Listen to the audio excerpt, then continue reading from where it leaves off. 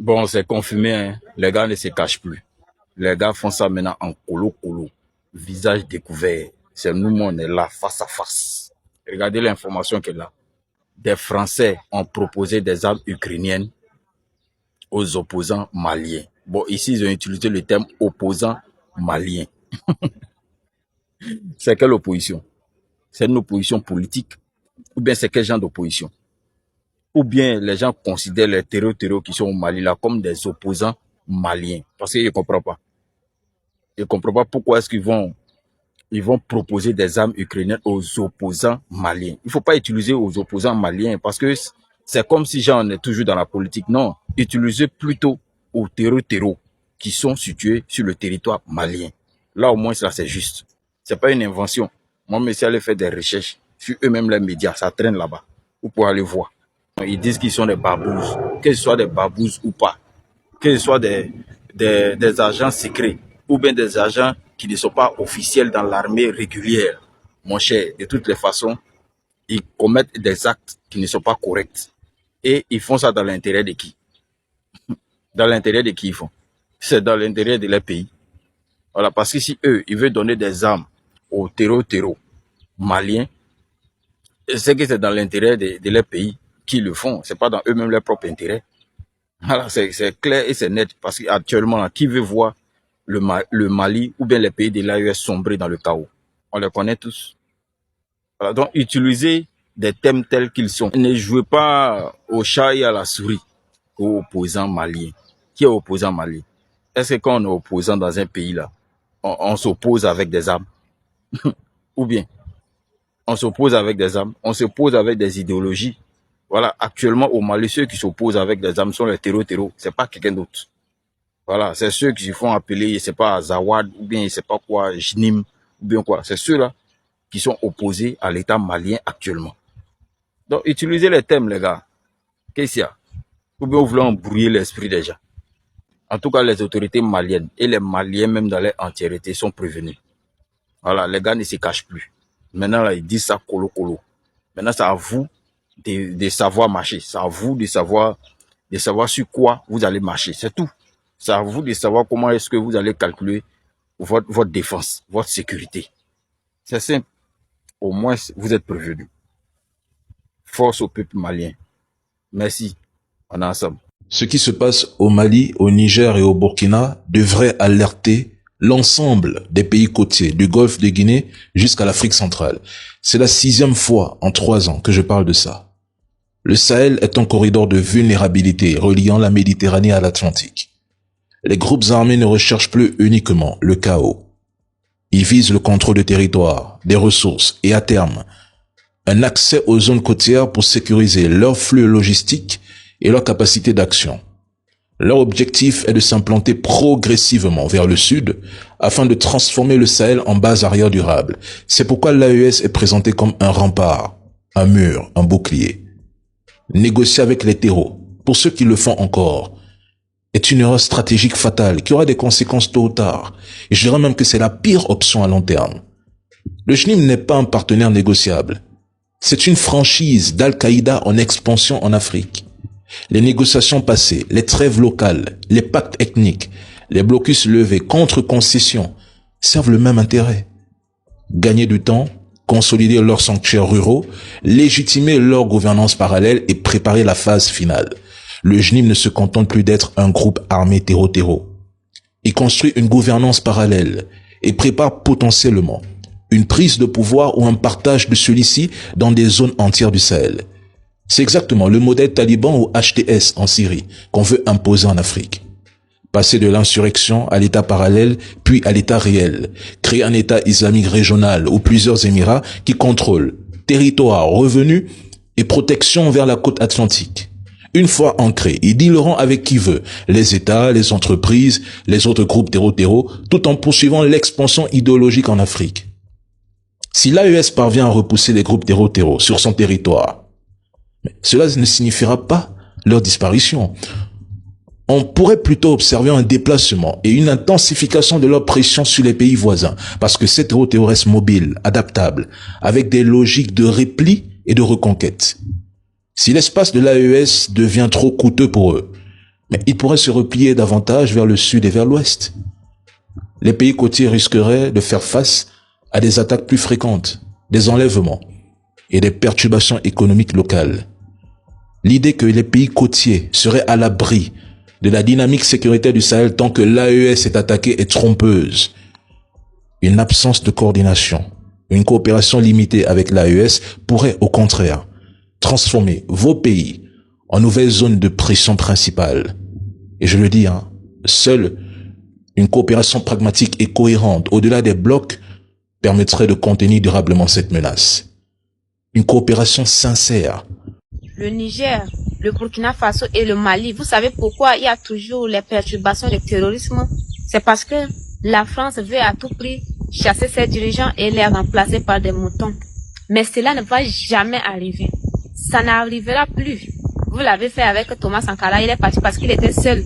Il n'y avait pas 3 pays qui se sont unis comme l'AES aujourd'hui. Mais aujourd'hui, je dis que la France, vous nous déclarez la guerre, nous aussi on vous déclare la guerre. L'AES vous déclare la guerre. Vous êtes incapable de construire votre pays. C'est sur nos épaules que vous voulez nourrir vos enfants. C'est sur nos épaules que vous voulez devenir de grandes puissances aux yeux du monde. Pourtant, on sait la source de vos richesses. C'est l'Afrique. Tout ça là, c'est fini. L'Iran, c'est le plus grand exemple que devraient prendre les Africains. Et les Antillais, enfin les Noirs de manière générale. L'Iran a été 40 ans sous sanctions. Je ne sais pas si vous imaginez, 40 ans sous sanctions. Pour que là, ils ont perdu des enfants. C'est-à-dire que le tocard de Donald a envoyé un missile sur une école. Il y a des mères qui ont pleuré leurs gosses, des mères et des pères, pardonnez-moi les papas. Et malgré ça, aujourd'hui, leur pays va recevoir plus de 300 milliards de dollars. Et faites-moi confiance qu'ils vont les avoir parce que Donald ne voudra pas que la guerre reprenne. Et que les pays arabes vont tout faire pour que la guerre ne reprenne pas. Et ils savent qu'ils peuvent plus jouer avec l'Iran. Ce qui veut dire que il faut faire des sacrifices pour enfin réussir à gagner. Le problème chez les Noirs, c'est qu'on veut tout de suite. Comme on a déjà souffert, on part du principe que comme on a déjà souffert, du coup, on n'a plus à souffrir, que les gens n'ont qu'à juste nous rembourser et que ça ne marchera pas comme ça. C'est aux Noirs, et notamment aux Noirs occidentaux, de faire les efforts pour faire en sorte que notre peuple grandisse. Et on doit prendre des exemples sur l'Iran, sur la Chine, même sur l'Inde. Sur tous ces pays qui ont décidé, c'est pas grave d'être traités comme des parias, d'être détestés pour aujourd'hui venir dire « Non mais en fait là c'est terminé. Votre hégémonie elle s'arrête. » Et le problème c'est que l'Afrique ne l'a toujours pas compris. C'est que l'Afrique, soit il y a 3 pays, les 3 pays de l'AES qui l'ont compris, les autres qui l'ont pas compris du tout. Après on a évidemment les toutous de l'Europe, de la France et des États-Unis. Alors ceux-là, il n'y a plus rien à faire, mais c'est la faute de vos populations parce qu'à un moment donné, oui, il faudra perdre des enfants pour sortir ces tocards-là de là. Parce que si vous croyez que ça va se faire dans la paix et le calme, non. Et ensuite, il y a ceux qui pensent que, du coup, on doit c'est aux autres pays de rembourser, mais qui pensent qu'ils vont rembourser parce qu'ils auront envie. Non. Là, les États-Unis remboursent parce qu'ils sont obligés. L'Iran, là, n'a pas fait... et les États-Unis se sont dit, ah ouais, quand même, on a tué des enfants, ouais, il va falloir peut-être qu'on rembourse. Non, non. Donald Trump est obligé de signer l'accord. Parce que sinon, lui-même va devoir dégager de son propre pays parce que les Américains commencent à avoir ras-le-bol de ces conneries. Et tant que vous n'aurez pas compris qu'en fait, il va falloir qu'on fasse des sacrifices, en plus, oui, de l'esclavage, en plus, oui, de la discrimination, en plus, ou du racisme, oui, en plus de tout ça, il va falloir qu'on fasse encore plus de sacrifices pour qu'un jour, peut-être, on soit à la même table que l'Iran, la Chine, la Russie et l'Inde et tous les... ne serait-ce que le pays où est-ce qu'ils ont fait les premiers accords de paix, j'ai oublié. Quand vous regardez, vous avez l'impression que ce pays-là, c'est rien du tout. Alors qu'en réalité, c'est une puissance nucléaire. C'est une puissance qui a de l'argent. Et c'est une puissance qui compte puisque c'est elle qui a fait l'intermédiaire, j'ai oublié son nom, entre les États-Unis et l'Iran. Mais les Africains, vous êtes encore trop cons. Et les Noirs, de manière générale, on est encore trop cons pour comprendre que, en fait, ce n'est pas parce qu'on a souffert avant que pour autant les gens vont nous donner quelque chose aujourd'hui. Et que tous les trucs victimaires là qu'on fait ne changeront rien. À bon entendeur. L'Alliance des États du Sahel passe à la vitesse supérieure. Ce samedi à Bamako, le Mali, le Burkina Faso et le Niger ont tranché. Désormais, la Confédération parlera d'une seule et unique voix à l'international. Au programme, une stratégie commune validée. Le projet d'une carte diplomatique unique à l'étude. Objectif, peser ensemble lors de la prochaine Assemblée générale de l'ONU en septembre 2026. Mais ce n'est pas tout. Face aux attaques terroristes de ces derniers mois à Bamako et à Niamey, les trois pays dénoncent d'une même voix les manœuvres de sponsors étatiques étrangers. La riposte, laquelle? Plus de synergie militaire, mais aussi médiatique pour contrer la désinformation. Pour l'AES actuellement, le message est clair, la marche vers la souveraineté totale du Sahel est irréversible. Merci de vous abonner et n'oubliez pas de liker sur For You Media Africa. Nos salutations. La jeune française veut officialiser son soutien aux groupes armés terroristes. Depuis au début, quand nos dirigeants avaient porté plainte contre la jeune française, beaucoup avaient pris ça pour autre chose. La jeune française elle-même essayait de nous passer au ridicule, de nous tourner au ridicule. Mais avec le temps, tout finit par s'éclaircir. Tout finit par être clair, tout finit par être clarifié. Peuple d'Afrique est un média propagande de la jeune française, notamment Jeune Afrique, qui a son siège à Paris. Oserait-il mentir sur les officiels ou en tout cas sur les citoyens français jusqu'à un certain niveau, sans être sanctionné, sans être inquiété? Que dit Jeune Afrique? Que certains Français ont voulu donner des armes ukrainiennes, écoutez bien, aux opposants maliens, je cite, entre guillemets.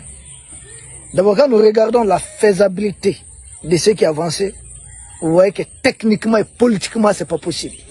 Pourquoi? Les armes ukrainiennes sont censées appartenir au peuple ukrainien, aux autorités ukrainiennes, peu importe leur provenance.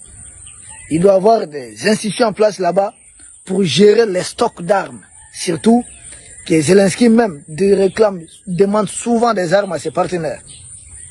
Comment est-ce qu'un citoyen lambda, parce qu'ils ont cité des citoyens, ils ont parlé d'un franco-belge et quelqu'un qui vient de chez Benjamin Netanyahu, que sont-ils qui sont proposés volontaires pour livrer des armes de M. Zelensky à ceux qu'ils appellent des opposants maliens? Ont-ils accès au stock d'armes? Sont-ils membres de la caserne? C'est là que vous comprenez que les seuls qui peuvent faire déplacer les armes de M. Zelensky, ce sont les agents de la DGSC, leur premier responsable. Et qui parle de la DGSC parle bien sûr d'Emmanuel Macron. C'est lui le président de la République française aujourd'hui. La DGSC travaille directement sous son commandement. Pour dire que la DGSC a proposé aux autorités maliennes, pardon, aux opposants maliens, pour dire que la DGSC a proposé à ce qu'ils appellent les opposants maliens des armes de M. Zelensky. Donc ce sont eux. Si on doit livrer des armes à Zelensky, ils le font par cachette. Ils ont peur du président Poutine. Ils se cachent pour livrer des armes. Et pour cela, ce sont les services de renseignement qui sont activés. Et ces services de renseignement leur part de pourcentage. C'est ce qu'ils demandent, selon eux, pour donner à ce qu'ils appellent les opposants maliens. Passons ces caps. Deuxièmement, ce qu'ils appellent opposants maliens. En réalité, le Mali est un pays en transition, qui ne connaît pas d'opposants. Une transition, c'est tout le monde, c'est le pays qui est en transition. Comme eux-mêmes aiment à le dire. Parce que nous avons dit pour nous, notre président, c'est le président de la République, mais ils ont dit, répété 1000 fois, que le pays est en transition. Si le pays est en transition, il n'y a pas question de majorité, ou c'est pas d'opposition, question comme ça, de coalition, non. C'est l'union sacrée autour des autorités pour sortir de cette guerre. C'est comme quand ils étaient dans leur fameuse transition. Donc, au nom de quoi, à ce moment précis, il faut parler d'opposants. Qu'est-ce qu'ils considèrent comme opposants? Ce sont des gens, des Maliens, qui ont été retournés par la DGSC. Certains d'entre eux même ne sont pas Maliens, ils portent des noms maliens, simplement. Des gens qui ne connaissent rien du Mali, Comme une dame que je vois, on dit, elle est cantée là. Elle se promène de plateau en plateau. Elle a quoi des Maliens? Qui la connaît ici réellement? Donc il y a certains, une fois même ils ont organisé, ils ont dit une marche de trois. J'ai vu des gens qui viennent de ce qu'ils appellent les Antilles. Des pays qui sont encore sous colonisation de la jeune française. Et même ils ne se battent pas pour leur indépendance. Ils viennent se mêler. C'est bizarre.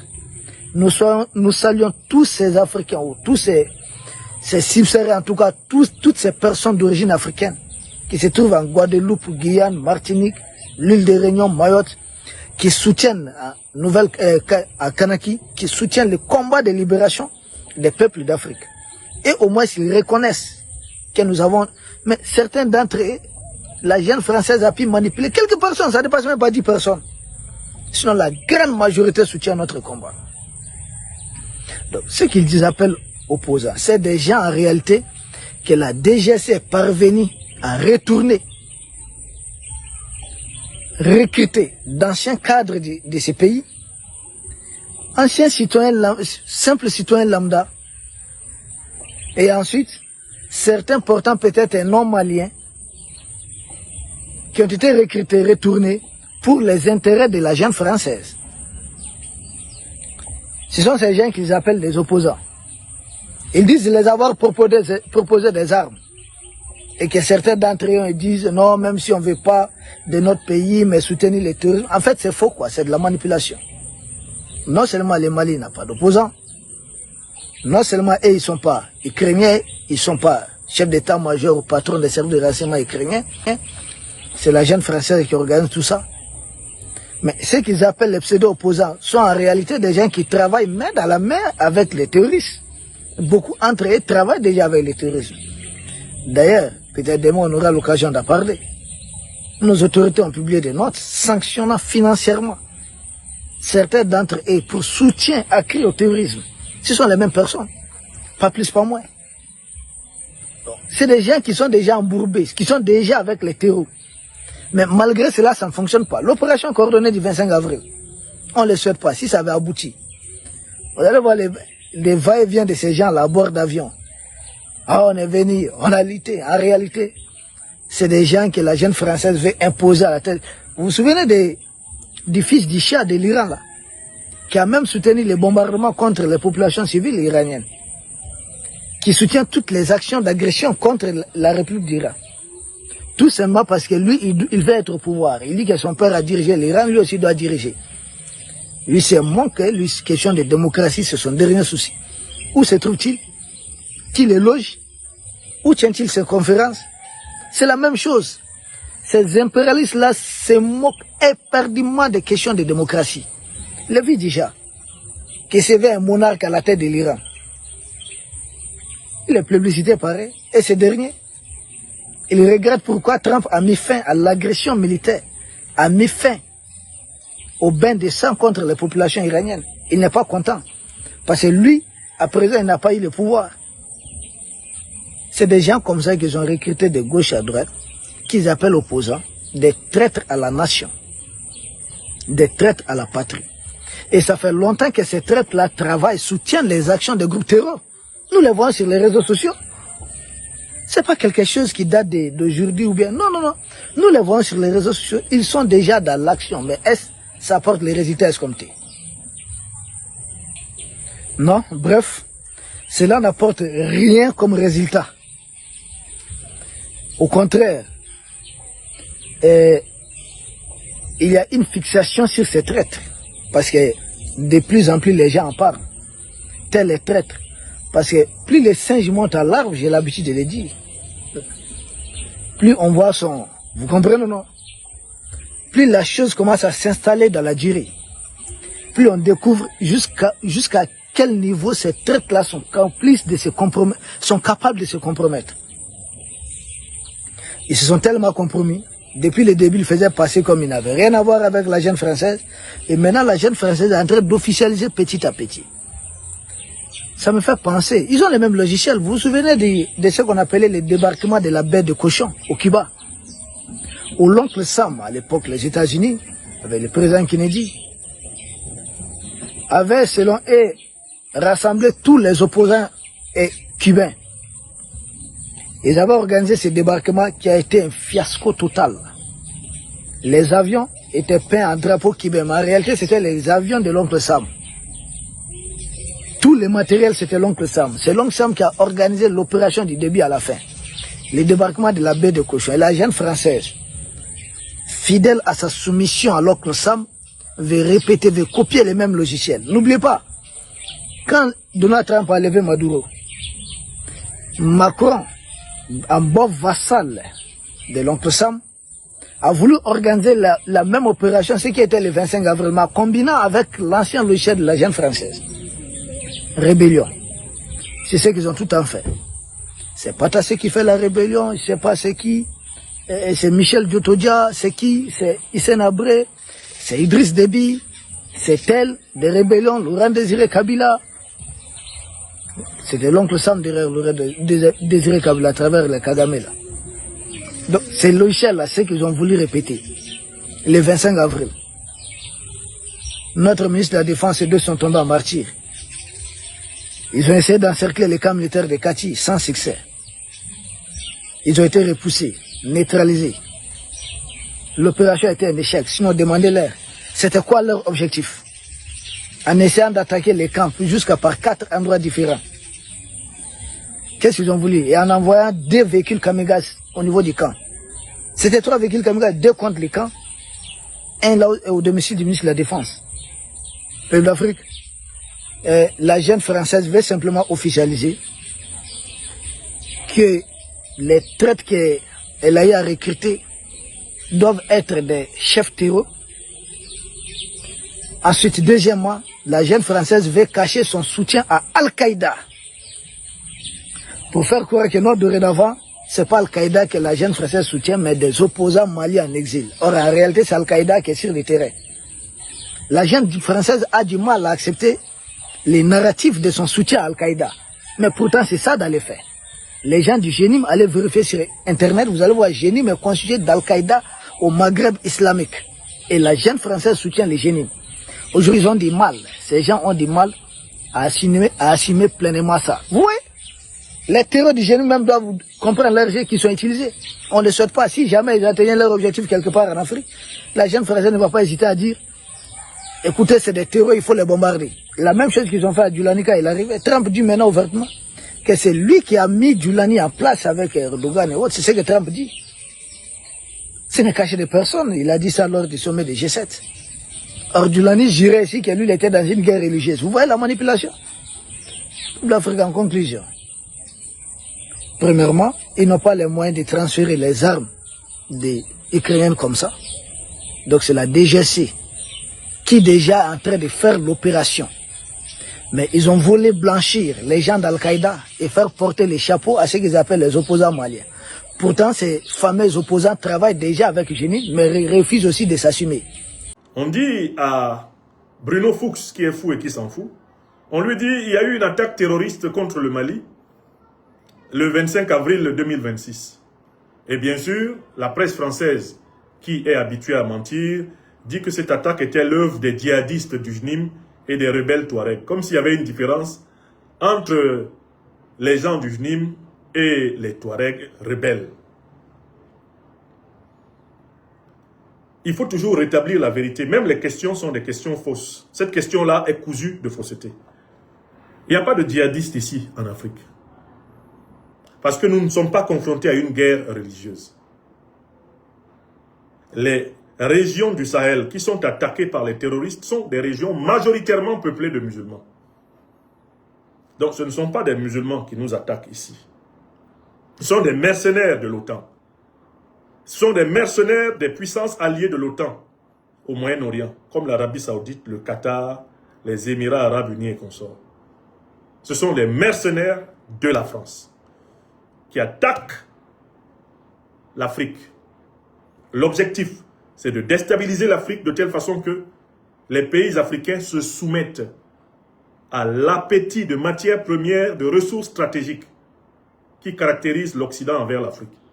C'est pour pouvoir contrôler l'uranium, l'or, le manganèse, le coltan, contrôler le lithium, le pétrole, le gaz des Africains, que l'OTAN a organisé ce plan. C'est parce que la France a un déficit de 3 000 milliards, puisqu'elle ne peut plus piller comme elle pillait avant, que ces postes de pillage au Mali, au Burkina Faso et au Niger sont en train d'être fermés, et que c'est bientôt le cas dans tous les autres pays africains qu'elle a volés depuis plusieurs siècles. C'est pour cela qu'ils se sont organisés pour attaquer militairement l'Afrique et essayer de se repositionner à travers des valets, des vassaux, qu'ils appellent tantôt des émirs, tantôt des soi-disant présidents de la République. Alors que ce sont des sous-fifres de la France-Afrique, du néocolonialisme français, de l'impérialisme occidental. Est-ce que c'est clair pour tout le monde? Il n'y a pas de djihadiste ici. Le mot djihad a deux sens. Au sens de ce qu'on appelle le djihad majeur, la théologie musulmane enseigne que c'est le combat contre les péchés. Le djihad, c'est le combat contre les péchés. Celui qui mène le djihad est celui qui lutte contre ses propres défauts. Ça, c'est ce qu'on appelle le djihad majeur.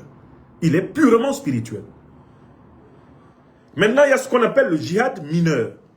Lorsque des musulmans se sentent menacés comme tels par des communautés non musulmanes, il leur est, historiquement, c'était le cas notamment au 19e siècle, possible de prendre les armes pour défendre leur foi.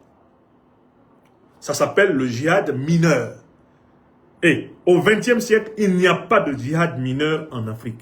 Car les deux organisations terroristes qui se cachent derrière le motif djihadiste sont en fait deux organisations de mercenaires de l'Occident et du Moyen-Orient. Al-Qaïda a été créé dans les années 80 par les Américains pour combattre les Soviétiques en Afghanistan. Et l'État islamique a encore été créé par les Américains, l'administration Obama-Clinton.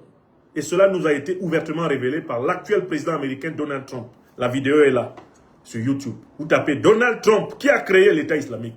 Trump lui-même répond. C'est Obama et Clinton. Donald Trump n'est pas musulman. Macron n'est pas musulman. François Hollande n'est pas musulman. Sarkozy n'est pas musulman.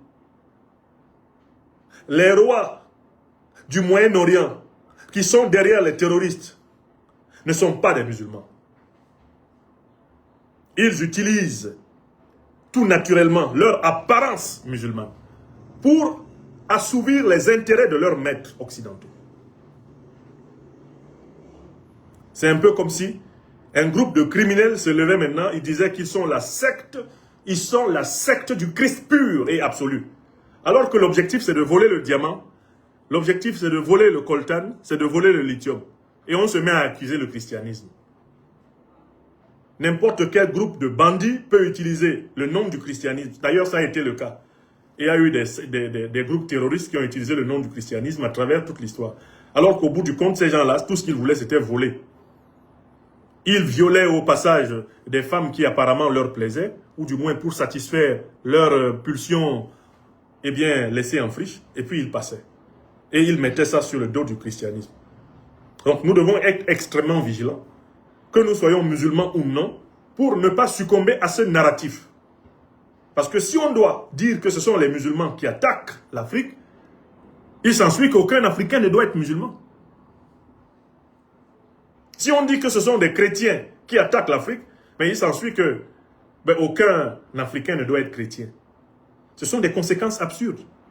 Donc il ne faut pas reproduire le narratif que la presse française a voulu nous imposer, que la presse occidentale a voulu nous imposer. Il faut tout faire pour préserver l'islam africain de la domination de l'opprobre, de la salissure et de la honte terroriste.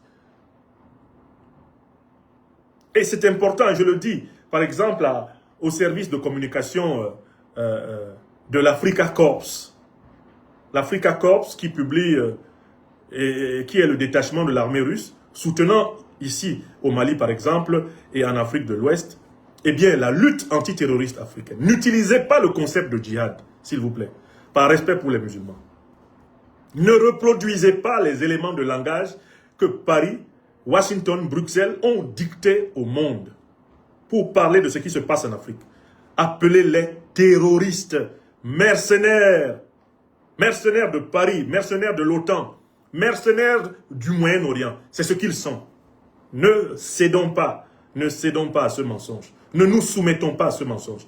Car en nous soumettant à ce mensonge, nous aidons l'ennemi. Ils disent donc qu'il y aurait des djihadistes du JNIM. Il n'y a pas de djihadistes. Il y a des terroristes du JNIM. Ensuite, il dit qu'il y a des rebelles Touareg. Non. L'expression rebelle Touareg veut essayer d'enfermer l'ethnie des Touaregs dans le terrorisme. Il n'y a pas de rebelles Touareg ici, au Mali. Il n'y a pas de rebelles Touareg. Pourquoi? Parce que le fameux Azawad, que certaines personnes revendiquent comme l'État qu'ils aimeraient créer, est une pure fabrication des renseignements généraux français. Il n'a jamais existé. Dans le passé lointain du territoire malien, il n'a jamais existé. Et les meilleurs spécialistes ayant étudié ces questions s'accordent à reconnaître qu'il s'agit d'éléments de langage qui ont été fabriqués par les renseignements généraux français afin d'empêcher le gouvernement de Bamako d'avoir prépondérance sur la gestion des matières premières stratégiques du Nord Mali. On a créé de toutes pièces le mythe d'un soi-disant État de la Zawad qui n'a jamais existé, ni hier, ni aujourd'hui, ni demain. Le tout pour essayer de partitionner le Mali et d'imposer au peuple malien d'accepter que Paris, Washington et leurs suppôts algériens, mauritaniens, etc. viennent voler le sous-sol du Mali pendant que les dirigeants de Bamako doivent fermer les yeux. C'est tout. Donc il n'y a pas de rebelles ici. Ce sont des mercenaires du colonialisme, du néocolonialisme français. Ce sont des mercenaires. Ce que vous appelez rebelles Touareg là, on ne connaît pas ça. Il n'y a pas de rebelle Touareg. L'expression rebelle Touareg, elle aussi, est un narratif qui a pour but d'englober toute notre ethnie africaine Touareg dans le terrorisme. On veut absolument forcer les Africains et forcer l'opinion du monde entier à considérer que dès qu'on dit Touareg, on veut dire rebelle et on veut dire terroriste. Ils ont voulu forcer à un moment donné que l'on pense que dès qu'on dit Peul, c'est qu'on est en train de dire terroriste ou qu'on est en train de dire rebelle. Nous refusons aussi cela. Nous qui savons lire et qui avons la responsabilité d'éclairer les masses africaines, nous vous invitons à refuser l'expression rebelle Touareg. Il n'y a pas de rebelle Touareg. Tout ce que nous on connaît dans le Nord ou partout ailleurs ici en Afrique, ce sont les terroristes impérialistes. Les terroristes au service de l'impérialisme. Voilà leur nom. Quelle que soit l'ethnie à laquelle ils appartiennent, il n'y a pas d'ethnie terroriste chez nous ici en Afrique. Il y a des terroristes et ils sont traités comme tels. Tu es terroriste, tu es Bambara, l'armée malienne te combat. Tu es terroriste, tu es Pelot, l'armée malienne te combat. Tu es terroriste, tu es Dogon, l'armée malienne te combat. Tu es terroriste, tu es Touareg, l'armée malienne te combat. Si vous êtes 10 terroristes et puis il y a 5 Touaregs dedans, le nombre de Touaregs qu'il y a dedans n'a aucune valeur pour nous. Ce qui est important, c'est que vous êtes terroriste et vous devez être combattu comme tel. Aya Sever. L'armée malienne ne combat pas une ethnie.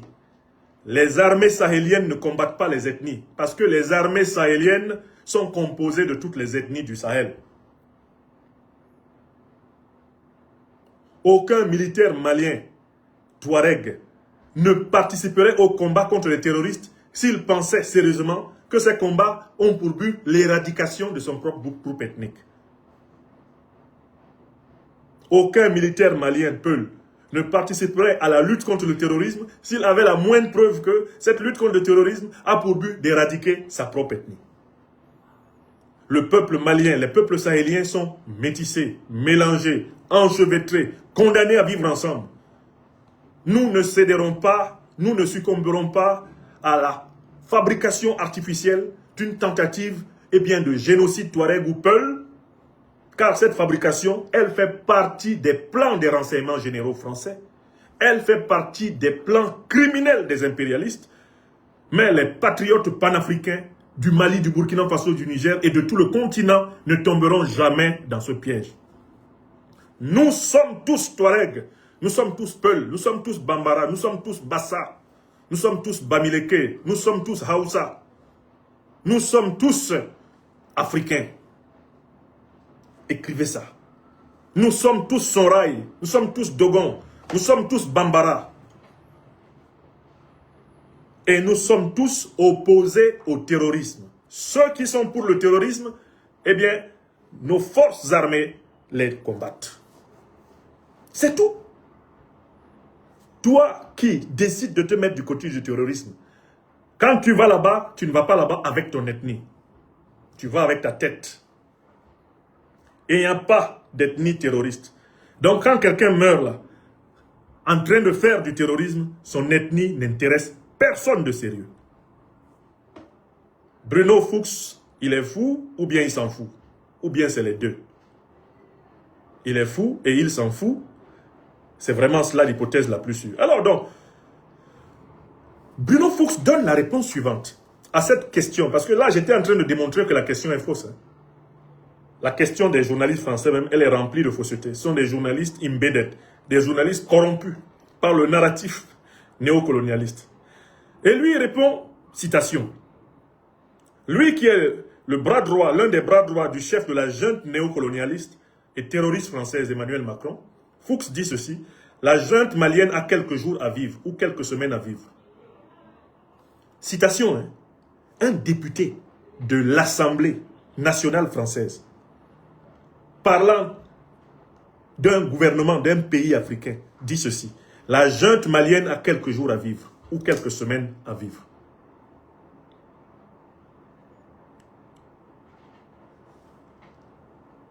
Il dit que le régime va changer dans quelques semaines ou quelques mois. Et il ajoute au passage que c'est parce que le régime n'a pas respecté les accords d'Alger. Alors, quelle est la réaction que nous inspirent ces propos de M. Fuchs qui est fou et qui s'en fout? C'est que Bruno Fuchs assume alors le fait que c'est la France qui planifie la déstabilisation du Mali. Pour dire avec la certitude avec laquelle il s'affiche que le régime du président Assimi Goïta va tomber dans quelques semaines ou dans quelques mois, que le régime du président Goïta a quelques jours à vivre ou quelques semaines à vivre, il faut donc que Bruno Fuchs, porte-parole des groupes terroristes au Parlement français, avoue qu'il assume très clairement le fait que c'est la France qui organise l'agression terroriste en cours contre le Mali, contre le Burkina Faso et le Niger. Pour avoir ce chronogramme, pour avoir cette chronologie, pour avoir cet agenda, il doit être dans le coup. Il est dans le coup. Et c'est facile à savoir qui arme les terroristes.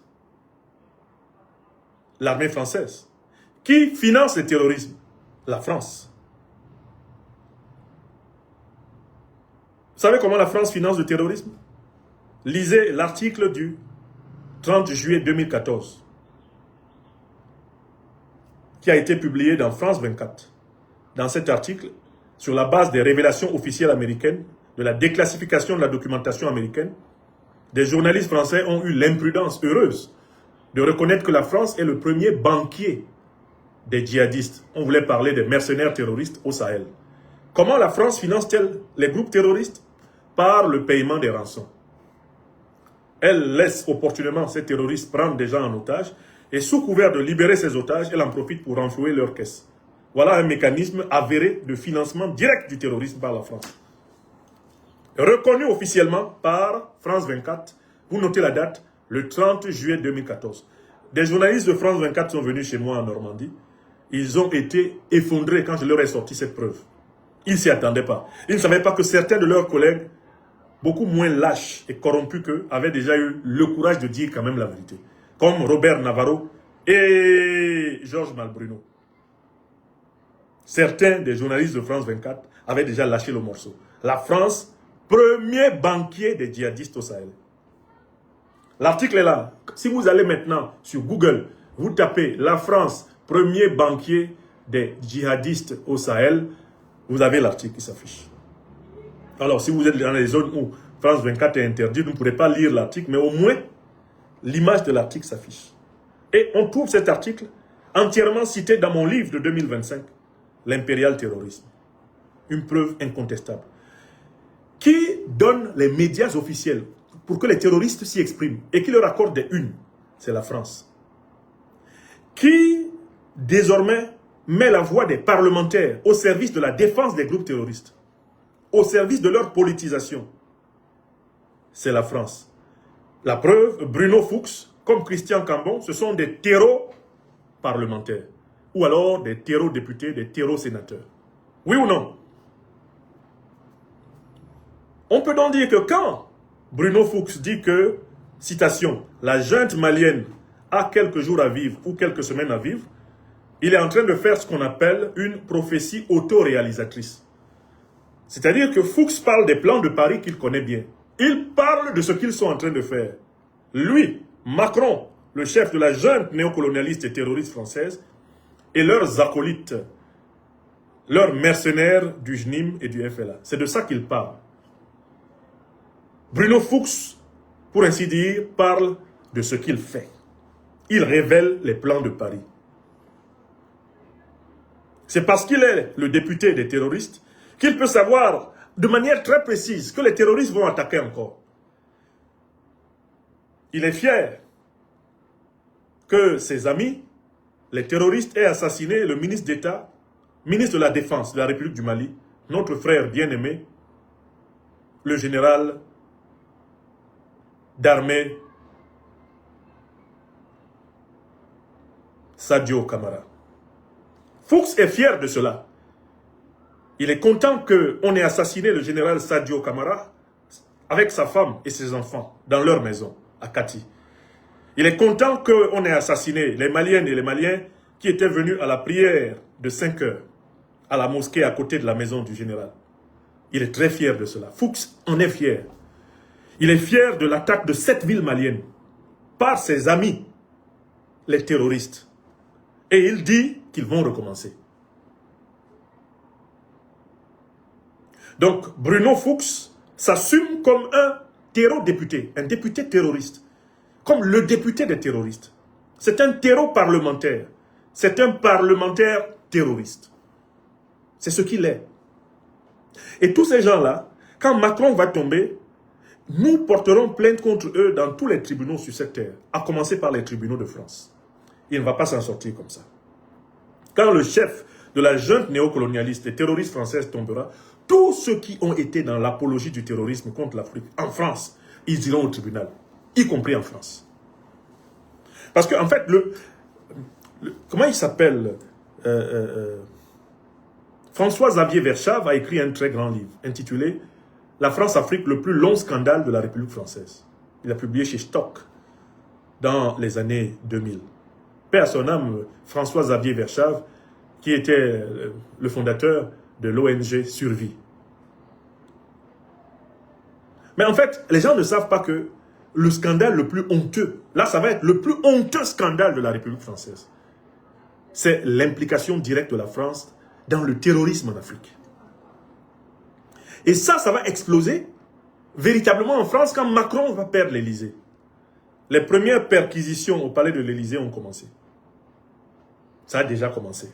Les juges ont réussi à entrer le 21 mai passé au palais de l'Élysée. Bien sûr, Macron avait déjà débarrassé toutes les traces de ses activités de fripouille.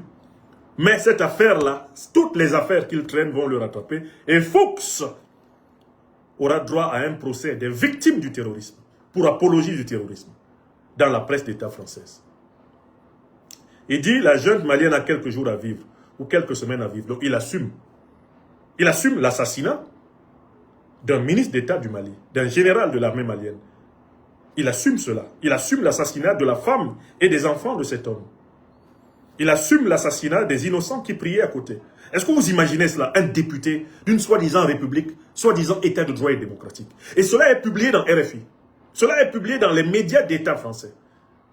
Quelqu'un qui assume une activité terroriste. Mais nous avions déjà été prévenus par Christian Cambon, qui avait dit que le Mali regrettera de s'être séparé brutalement, entre guillemets, des forces françaises. Ils avaient déjà juré qu'ils auraient la peau du Mali pour cela. Vous avez compris? Donc ce sont des assassins, ceux qui sont morts à Kidal par la faute des terroristes, ils les assument. Fuchs est l'ami des assassins de Kidal. Ceux qui sont morts à Sévaré, ceux qui sont morts dans la région de Mopti, ceux qui sont morts à Gao, ceux qui sont morts à Tessalit, ceux qui peuvent être morts à Aguelhok par la faute des groupes terroristes, tous ces morts-là Bruno Fuchs, qui s'en fout et qui est fou, les assume. Donc, c'est un plan qui a été avoué. Avec Bruno Fuchs, la France assume ouvertement son statut de parrain du terrorisme au Sahel, du terrorisme en Afrique. Et le journaliste pose à Bruno Fuchs quels sont les scénarios. Pour vous dire que c'est planifié en France. RFI demande à Fuchs quels sont les scénarios envisageables. Et il dit qu'il n'y a que... Réponse de Fuchs, ça c'est la 5e question. Il dit qu'il n'y a que deux scénarios possibles. Premier scénario, il faut que le gouvernement malien, à la tête duquel le président Assimi Goïta, accepte d'ouvrir des négociations avec les terroristes. Et d'intégrer les terroristes à l'intérieur de l'appareil d'État. Est-ce que vous comprenez? Fuchs dit que le président Assimi Goïta doit accepter d'entrer en négociation avec Al-Qaïda, avec l'État islamique, d'entrer en négociation avec les soi-disant, FLA, mais en fait avec les terroristes, pour que ceux-ci entrent à l'intérieur du gouvernement au Mali. Il va même plus loin, en disant que seul le partage du pouvoir avec les groupes terroristes va apporter la paix au Mali. Ça, c'est le premier scénario. Le président Assimi Goïta accepte de partager le pouvoir avec les terroristes. Et ainsi, il entre dans une espèce de fédération malienne où les terroristes auront leur zone. Et lui et le reste du Mali auront leur zone. C'est ce qu'il dit, hein? C'est écrit noir sur blanc. Il dit que c'est le seul cas où le président Assimi Goïta et ses compagnons peuvent s'en sortir. Et il dit qu'il y a un deuxième scénario. Si le président Assimi Goïta refuse de négocier avec les terroristes, alors, de toutes les façons, il sera lâché complètement par la Russie et les terroristes vont gagner la guerre. Ils vont prendre le pouvoir et ils vont créer un État fédéral malien, un califat soi-disant islamique malien sur le modèle de l'Afghanistan. C'est écrit noir sur blanc. Hein. C'est écrit noir sur blanc. C'est ce qui est écrit dans l'interview que ce criminel parlementaire a délivré. Donc, je vous ai dit que la déstabilisation du Mali et du Sahel a été planifiée par les services français. Là, vous avez un député français qui déploie le plan sur la table. Ils ont déjà tout planifié. Et il n'a pas honte d'assumer. Mais en fait, prenons le premier cas. Premier cas évoqué par Bruno Fuchs, le fou qui s'en fout. Fuchs dit que le président Assimi Goïta doit accepter de partager le pouvoir avec les terroristes. Mais qui sont les terroristes? Mais c'est la France. Qui est le patron des terroristes? Mais c'est la France. Si le président Assimi Goïta doit accepter de partager le pouvoir avec les groupes terroristes, ça veut dire que la France doit reprendre le contrôle du Mali. C'est clair ou c'est pas clair? Fuchs est fou et puis il s'en fout. Il ne sait pas qu'il a alors plus que jamais trahi les plans français. Qui est derrière le FLA? Qui est derrière le JNIM? Qui est derrière Al-Qaïda? Qui est derrière l'État islamique? Si ce n'est la France. Alors, négocier avec Al-Qaïda, négocier avec l'État islamique, négocier avec le FLA, c'est en fait négocier avec la France. Et ce n'est pas la première fois que la diplomatie française joue à ce double jeu avec le Mali. Il y a un moment que la diplomatie française s'amuse à demander aux Maliens d'accepter la partition de leur pays. La partition de leur pays. Ce n'est pas la même chose que la rébellion qui a eu lieu en Côte d'Ivoire. Parce que la rébellion ne demandait pas la partition de la Côte d'Ivoire. La rébellion ne demandait même pas en Côte d'Ivoire la création d'un État fédéral. La rébellion demandait l'inclusion de ses dirigeants, de ses leaders, notamment Alassane Dramane Ouattara, dans le jeu politique. Mais au Mali, là, la France utilise le FLA, utilise le JNIM, utilise les terroristes pour demander la partition du Mali. Pour demander que le Mali cesse d'être un État unitaire. Que le Mali devienne un État fédéral. que le Mali cesse d'être un État laïque, que le Mali accepte de devenir un État, un califat islamique avec plusieurs émirats. Voilà ce que la France a mis dans la bouche des ignares qui s'expriment sur ces médias et qui prétendent être à la tête d'un soi-disant front de l'Azawad, à la tête d'un soi-disant, eh bien, JNIM, d'un soi-disant G6 et consorts. Tous ces gens-là sont les terroristes mercenaires de Paris. Et c'est Paris qui rédige leurs éléments de langage. C'est Paris qui les forme, c'est Paris qui les débriefe. Et quand ils ne comprennent pas bien, on les fait venir en France. On leur fait faire le tour des médias français pour rôder leurs éléments de langage. On leur donne des conseils. On leur permet de se promener sur les Champs-Élysées et de prendre de belles photos. La France assume clairement son rôle de parrain des groupes terroristes. Et il dit que le Mali devrait retourner à l'accord d'Alger. Un accord qui consistait en fait à acter la partition de fait du Mali. Un accord qui consistait à faire que l'État central malien n'ait plus le contrôle des richesses de sa partie nord. Parce que ces richesses, uranium, coltan, lithium, or, eau potable, gaz, pétrole, ces richesses sont supposées tomber directement et indirectement dans l'escarcelle de la France et opportunément de l'Algérie, qui sont les parrains associés de ces criminels. Voilà la situation. Voilà la situation. Mais j'ai trouvé un élément qui date de 2012. Je crois que je l'ai publié.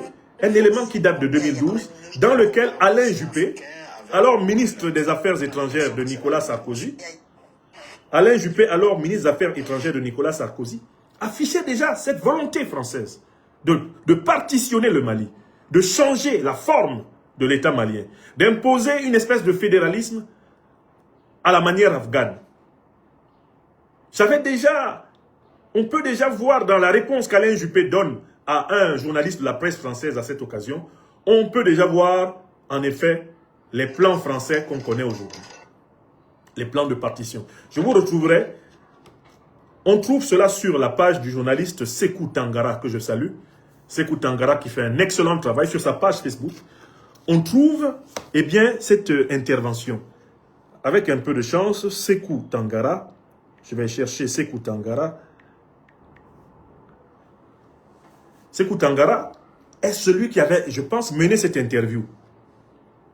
Il avait mené cette interview de Juppé. Voilà. Et il la rapporte. Voilà, je vais vous montrer ça. Très bien. Très bien, je vais vous montrer ça. J'ai retrouvé l'élément de Sékou Tangara. Il n'y aura pas de solution militaire dans ces affrontements et qu'il faut donc vous montrer ça. Prendre la voie du dialogue politique aussi inclusif que possible avec tous ceux qui doivent s'asseoir autour de la table, et le président m'a tout à fait confirmé que c'était son intention. C'est pas plus simple de demander aux rebelles de déposer les armes puisque c'est le Mali qui a été attaqué, c'est la République qui a été... Vous allez réécouter l'élément. Hein. On a l'impression que les rebelles sont confortés dans leur vérité sécessionniste par la France. Il y a l'aile politique, le siège à Paris et tout. Est-ce que c'est pas plus simple de leur demander de déposer les armes puisque c'est le Mali qui a été agressé? D'abord, je ne comprends pas très bien le procès d'intention qui est fait à la France par une partie de la presse ici. Notre position a toujours été très claire. Nous n'avons jamais mis en cause, je le répète, l'unité et l'intégrité territoriale du Mali. S'il suffisait de demander le dépôt des armes, si cet appel était entendu, ce serait parfait. Mais si l'on s'enferme dans cette vision des choses, si l'on continue à aller vers des affrontements, il n'y aura pas de solution. Donc, en 2012, Alain Juppé, ministre des Affaires étrangères de Sarkozy, disait déjà au Mali qu'il faut accepter de discuter avec les terroristes. Les terroristes qui étaient en même temps hébergés par la France, armés par la France, renseignés par la France pour combattre l'armée malienne. Donc la France donne les armes, elle donne ses médias. La France donne même le projet sécessionniste. Elle rédige même le projet de l'Azawad. Elle leur apprend les éléments de langage parce que la plupart des soi-disant dirigeants de ce projet de l'Azawad sont des incultes à peine surmontés. Tous leurs éléments de langage leur sont dictés. Quand ils parlent, vous voyez bien que c'est des perroquets, ils répètent ce qu'on leur a dit de dire. Ils n'ont pas une pensée sui generis, une pensée qui émerge de leur propre intelligence. Ce sont des rhapsodes, ce sont des perroquets, ce sont des individus dérivés. Hein? Il n'y a pas chez eux, cette sensation de la vérité originelle, primitive. Non, ils ont une vérité différée, dérivée. Pourquoi? Parce qu'on leur a dit de dire. On leur dit de dire. Et quand ils oublient, on les fait venir à Paris. On les met en stage bloqué. Et puis, on les gave, on les endoctrine. Et ce sont des individus qui ont renoncé à l'intelligence créatrice pour essentiellement développer les réflexes mimétiques. Donc, en 2012, Alain Juppé, dans les réponses qu'il donne au journaliste Sékou Tangara, prouve déjà le double jeu français. D'un côté, on héberge, eh bien, les sécessionnistes, les partitionnistes, ceux qui veulent diviser le Mali. On leur donne les médias français, ils font toutes les déclarations qu'ils veulent. Et de l'autre côté, on vient dire au Mali, il faut accepter de négocier. Il faut accepter de négocier parce que cette affaire ne peut pas se résoudre militairement. Parce que justement, la même France arme les sécessionnistes. La même France qui fait semblant d'aider le Mali à combattre les terroristes est celle qui donne les informations stratégiques du Mali aux terroristes pour qu'ils attaquent le Mali. Voilà le double jeu que déjà le ministre Sergueï Lavrov va dénoncer en 2013. Quand il dit à celui qui est devenu, après la victoire d'Hollande à l'élection présidentielle française, celui qui est devenu alors ministre des Affaires étrangères s'appelle Laurent Fabius, Lavrov va lui dire, mais mon cher Laurent, vous vous préparez à combattre maintenant au Mali les terroristes que vous avez armés en Libye. Et Fabius va répondre, c'est la vie. Donc la duplicité de la France dans la lutte antiterroriste au Sahel, elle est aussi ancienne que le colonialisme et le racisme français envers les Africains.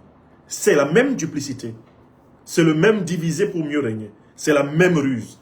C'est la même bassesse. C'est la même diablerie qui se reproduit depuis plusieurs siècles. Les réponses de Bruno Fuchs, qui est fou et qui s'en fout, viennent donc clairement révéler que c'est la France qui est le cerveau stratégique, le cerveau planificateur de la déstabilisation du Mali. C'est Emmanuel Macron qui a fait éliminer le général d'armée Sadio Camara, ministre d'État, ministre de la Défense.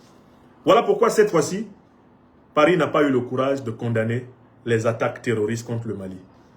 Parce que l'implication de la France est tellement ouverte, elle est tellement évidente, que les dirigeants français ont eu du mal à publier un communiqué condamnant une action qu'ils ont coordonnée personnellement, directement, étroitement. Ils ont eu beaucoup de mal à le faire. Voilà la vérité. Le plan est avoué. 6e question. On demande à M. Fuchs s'il possède des éléments d'appréciation sur le repli russe. Est-ce qu'il possède des éléments d'appréciation concrets sur le repli russe? Monsieur est incapable de donner la moindre preuve. Voilà un député, porte-parole des terroristes, qui est pris au piège par une question nulle qui lui est posée. Est-ce que vous avez les preuves que la Russie est en train de lâcher le Mali? Aucune. Enfin, dernière question, on lui demande, est-ce que Madagascar aussi va basculer vers la Russie? Il prétend que la Russie va fuir le Sahel sous la pression ennemie et que la Russie veut aller sur l'île de Madagascar pour s'y construire une zone opérationnelle plus intéressante. Mais que même là-bas, la France va l'en empêcher. C'est assez marrant. Nous devons répondre à ces balivernes par les arguments suivants. D'abord, la France n'a rien dans son sous-sol. Si on enlève à la France ses départements d'outre-mer, ses territoires d'outre-mer, elle a encore moins que rien dans son sous-sol. La Russie, elle, c'est un État-continent. La Fédération de Russie est un État-continent. Elle a un sous-sol immensément riche en ressources énergétiques. La Russie est même énergétiquement autonome. La Russie peut vivre sans l'Afrique, mais la France ne peut pas entretenir son niveau de puissance aujourd'hui sans l'Afrique. Ça, c'est le premier point. Et cela nous permet de comprendre pourquoi les appétits de la France envers l'Afrique sont plus voraces et plus criminels que ceux qu'elle attribue à la Russie. La France néocoloniale prête à la Russie sa propre voracité. Elle, la France néocoloniale. La Russie a du gaz. La Russie a du pétrole. La Russie a de l'uranium. La Russie a de l'or dans son sous-sol. La Russie possède une industrie économique et une industrie militaire qui lui permettent de vivre, s'il le faut, en autarcie. Et la Russie a une tradition de résilience hors pair. depuis que la Russie moderne existe, aucun pays sur cette terre n'a mis son dos à terre. Aucun pays. Alors que la France a perdu toutes ses guerres. Comme l'a dit le grand Yambo Oulogem, il n'y a pas pire lâche que les néocolonialistes français. Quand il faut défendre leur pays, ils vont chercher la chair à canon dans le pays des autres. Jamais ils n'ont été capables de mener eux-mêmes une guerre victorieuse. Même les guerres napoléoniennes. Napoléon, qui était-il? Un Corse. Et les Corses ne se reconnaissent pas tous français. Même Napoléon, qui a gagné certaines batailles pour eux, était beaucoup plus proche de l'Italie que de la France. Oui! Au XXe siècle, ils ont été tabassés. S'il n'y avait pas les troupes africaines, à la Première Guerre mondiale, et les troupes américaines et britanniques, ils perdaient face à l'Allemagne.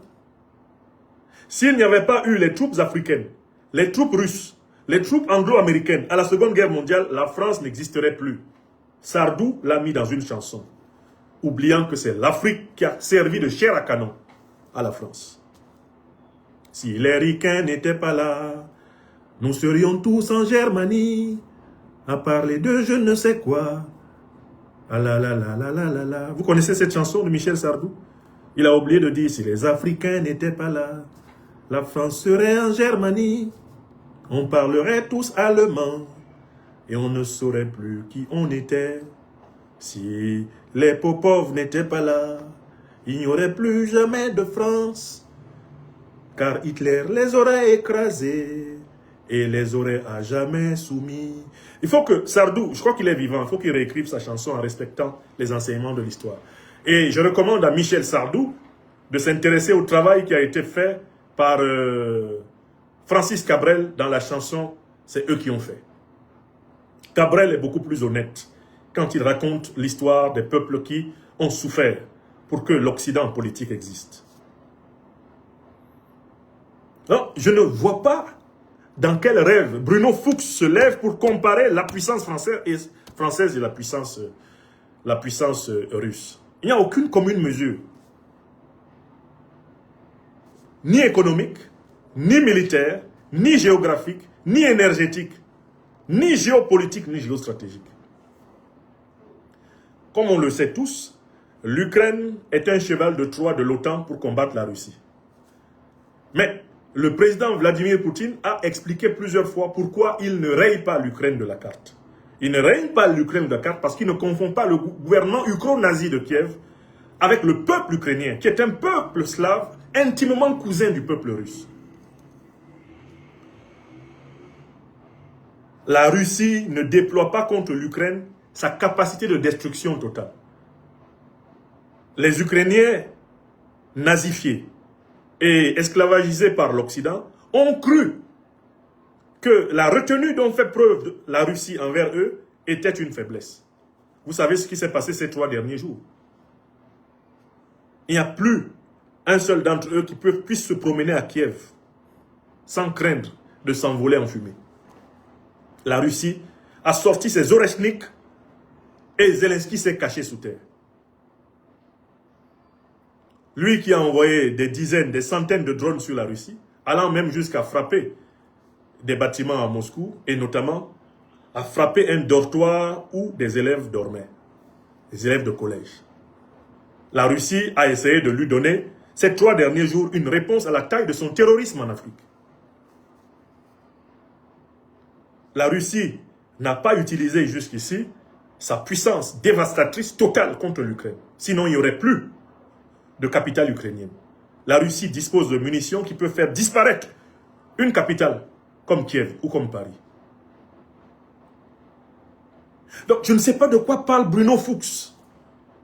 Avant lui, un autre Bruno, appelé le maire, parachuté, je ne sais sur la base de quelles compétences, au ministère de l'économie et des finances de la France, avait dit, c'était en 2022, nous allons effondrer l'économie russe.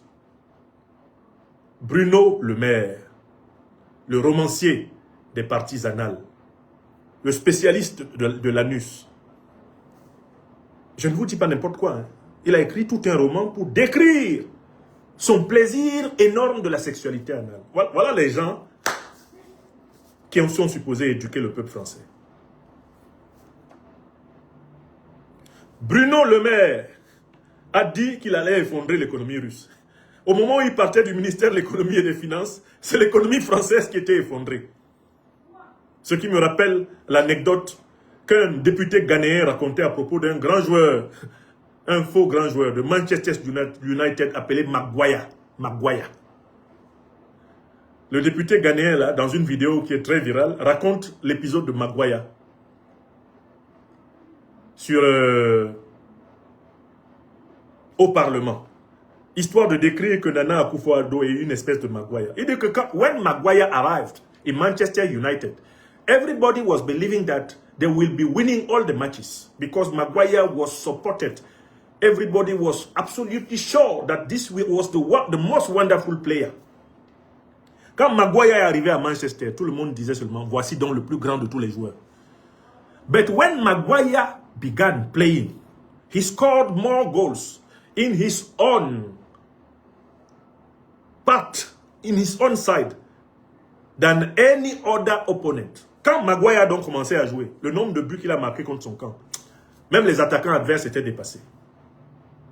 C'était le roi de l'autogol. Mais en réalité, aujourd'hui là, vous ne voyez pas la métaphore. Est-ce que la métaphore ne s'applique pas à Zelensky? Est-ce que Zelensky n'est pas le Maguire de l'Ukraine? Est-ce que Bruno Le Maire n'est pas le Maguire de l'économie française? Jamais la France ne s'est retrouvée aussi mal économiquement depuis que ce type en a été ministre de l'économie et des finances. C'est des Maguire, c'est-à-dire des spécialistes de l'autogol. Macron, Zelensky et consorts. Macron et Zelensky ne peuvent pas secouer Poutine en Ukraine et ils disent qu'ils vont le secouer en Afrique. À peine l'armée malienne et ses alliés russes commencent à les corriger. Ils disent non, ils ont lancé les bombes atomiques sur nous. Sauf roulage. Bombes atomiques ici au Mali. C'est déjà arrivé là-bas. Le Mali a utilisé des bombes atomiques. Il a utilisé des bombes à fragmentation. Mais ce n'est pas vous qui avez dit que la Russie s'en va. Ce n'est pas vous qui avez dit que le Mali est seul. Bon, comme vous dites que la Russie s'en va, le Mali utilise alors ces bombes atomiques. Quel est votre problème? Non, si vous tapez Guéro Guédé Diop, vous tapez le titre souvent, roman de Bruno Le Maire. Son Le Maire là, c'est en 2 mots. Et son Bruno, c'est avec O. C'est pas E-A-U. Vous tapez roman de Bruno Le Maire et vous ajoutez l'expression anus brun. Parce qu'il a décrit un anus de couleur brune. Avec beaucoup de poésie. Vous tapez Bruno Le Maire. Et puis vous ajoutez plus sur Google. Anus brun, roman. Vous allez tomber sur le chef-d'œuvre de celui qui voulait effondrer l'économie russe. Un nulard de première. Un nulard catégorique. Un nulard hors classe. Bruno Le Maire. Actuellement même, il peut être pris d'une crise de folie et vouloir être lui aussi président de la République française. Pauvre France. Après un immature, on va avoir un pervers polymorphe. Sans oublier Attal. Attal qui vient de récupérer et de traficoter les comptes réseaux sociaux d'Emmanuel Macron pour donner l'impression qu'il est populaire. Alors que même les comptes d'Emmanuel Macron ont été artificiellement fabriqués avec la méthodologie des bots informatiques. Laissez-moi cette classe politique française, elle fait pitié. Je finis avec Fuchs, le fou qui s'en fout. Concluons sur lui. L'interview délivrée par Bruno Fuchs est un monument de nullité intellectuelle, d'abjection morale, d'ignominie absolue. Bruno Fuchs est un démon. C'est une description. Mais il y a quand même un service que Bruno Fuchs a rendu au Mali et à l'Afrique.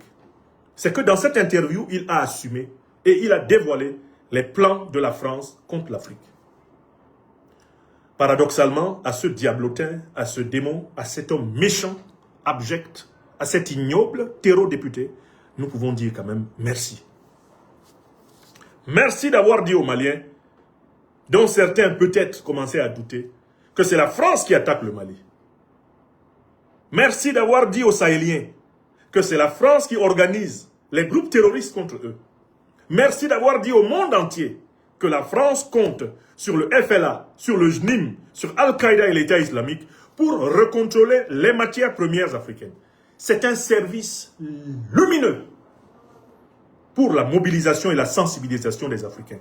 Vous, Africaines, Africains, qui continuez à cultiver le scepticisme, ici au Mali, ici au Sahel, ici en Afrique continentale, lisez Fuchs et ne venez plus dire que les panafricanistes exagèrent. Lisez l'interview de Fuchs.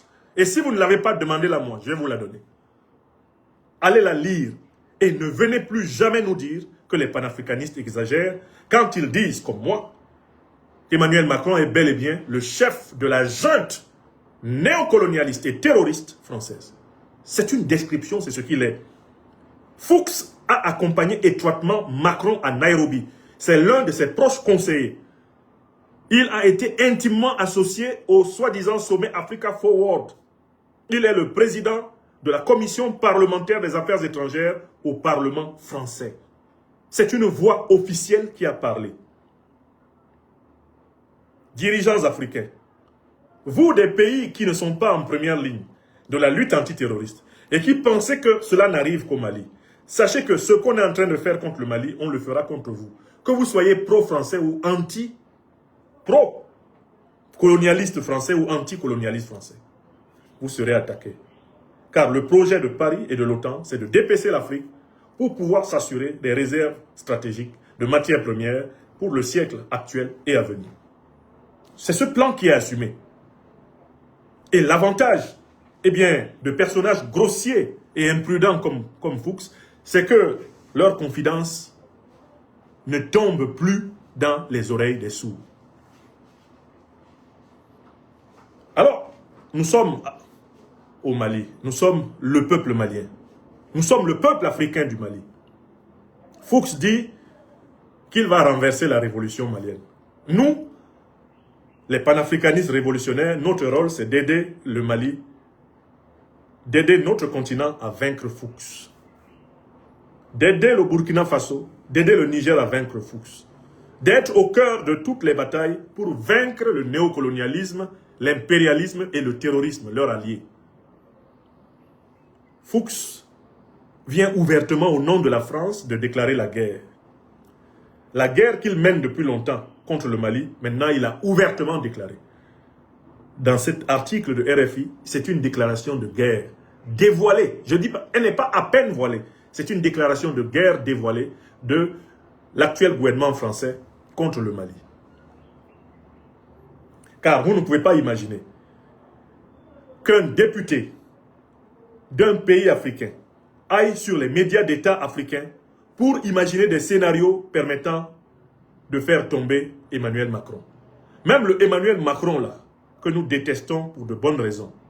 Parce que c'est un criminel, c'est un mythomane, c'est un pervers, c'est un ennemi de la véritable fraternité des peuples. Même ce Emmanuel Macron, aucun député, aucun dirigeant africain, aucun élu africain ne se sont tenus sur un plateau de télévision pour tracer les schémas de sa chute. Jusqu'à l'instant où nous parlons. Les pays même qui sont les plus opposés au néocolonialisme français, ni le président Tiani, ni le président Goïta, ni le président Traoré, aucun d'entre eux ne s'est assis, aucun de leurs compagnons, aucun de leurs ministres ne s'est assis comme ça, à la télé, à la radio, pour dire que Macron va tomber comme ça, comme ça, comme ça. Que Macron a intérêt à négocier avec, je ne sais pas, les gilets jaunes, à négocier avec Mélenchon, sinon il va tomber comme ça, comme ça. Et s'il ne fait pas comme ça, il va voir.